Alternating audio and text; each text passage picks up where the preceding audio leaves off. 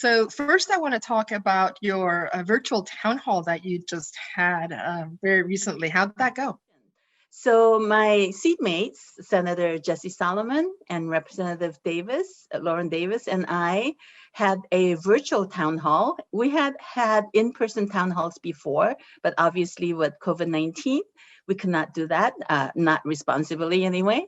And so we actually had a whole hour of virtual town hall with really good questions from our constituents. And I found that it was really fun. It was so nice to spend some time with them again because we've been so busy over the last 2 months with our floor sessions and committee meetings. It was really nice to have that reunion, let's say, and then also at the same time answering all the questions that were posed by our constituents. Next, I would like to ask you about your bills that went to the Senate. So let's start with 1104. That one is the mortgage lending fraud account. House Bill 1104 is extending the existing mortgage lending fraud account because we collect $1 for each document recording related to mortgage lending.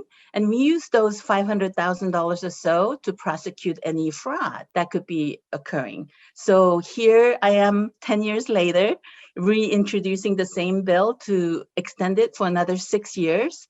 And so it was really fun to introduce it and have it move all the way through the House. And then now being heard in the Senate, and hopefully the Senate will also approve it so that we can continue the account of mortgage lending fraud prosecution, basically. Next, 1165, the credit union account. What does that do and where is it?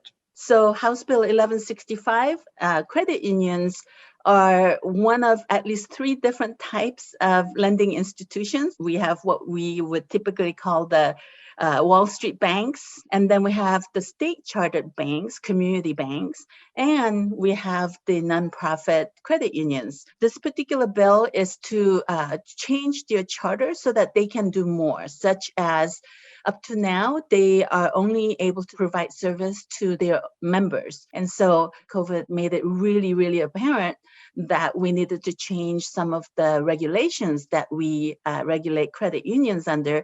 And so it's a pretty technical, but very meaningful, in my opinion, to consumers. So it did move out of the House and with a lot of support. And I'm hoping that it will also be moving and passing on the Senate floor. But so far, so good. And lastly, 1070, housing local tax revenue. House Bill 1070, actually, even though it's talking about housing and local tax revenue, does absolutely nothing about changing how much or how little we collect. We are using the existing authorities that local governments have, but instead of using that same stream of tax revenue for constructing affordable housing, this bill is allowing the local governments to acquire. And apparently we need a bill to give them that authority because we only allowed them to build new. And so right now, especially when it takes so long to build any new housing, and yet the need for affordable housing is so high, especially for the homeless individuals, I thought it made so much sense to allow them to acquire, which means they can get those housing units online much faster and hopefully much cheaper than just building new.